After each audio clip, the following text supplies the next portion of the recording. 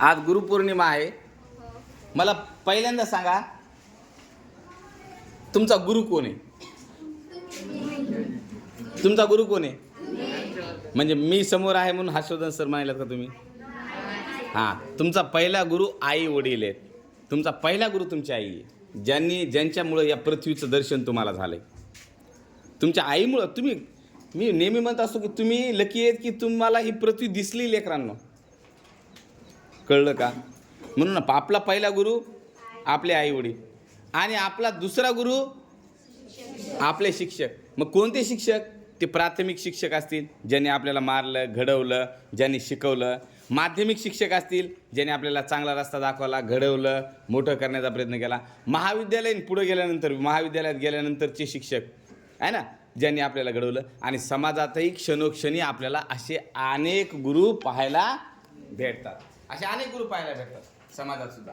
असं नाही, गलीमध्ये सुद्धा तुम्हाला एखादा माणूस सांगत असतो, बाळा हे करू नको, तू कुणाचा मुलगा आहेस, यांचा तर हे करू नको, हे वाईट आहे, तू तंबाखू खाऊ नको, तू गुटखा खाऊ नको, सांगतात आपल्याला. कधी कधी गुटखा देणारा दुकानदार सुद्धा सांगतो, पण आपण ऐकत नाही. आपण याचं काय ऐकायचं?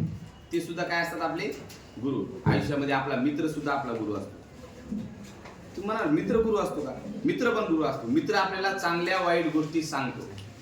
ही गोष्ट चांगली नाहीये, ही गोष्ट वाईट आहे, ही गोष्ट करू नको, ही गोष्ट केली पाहिजे, तो अभ्यास केला पाहिजे. हे कोण सांगते आपल्याला?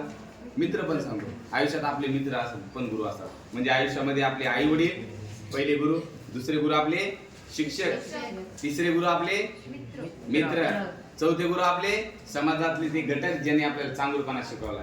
ते म्हातारी बाबा एखादी ज्यांनी चांगली गोष्ट सांगितली की आई वडिलाला पाठीमागं माघारी बोलायचं नाही, आई वडिलाला असं बोलायचं नाही, मोठ्या भावाला असं बोलायचं नाही, हे पण आपल्याला कोणतरी सांगितलेलं असतं एखाद्याला. ते आपले गुरु नसतात, पण ते पण आपले काय असतात? गुरु. आणि सगळ्यात चांगला गुरु जर आपला कोण असेल तर मला असं वाटतंय की सगळ्यात चांगला गुरु आपला सूर्य आहे आणि आरसा आहे. सूर्य आपल्याला प्रकाश देतो, प्रत्येक गोष्ट दाखवतो, आणि आरसा आपल्याला आपल्या चुका दाखवतो. हे पण आपले गुरु. आलं लक्षात? गुरुपौर्णिमेच्या तुम्हाला हार्दिक शुभेच्छा.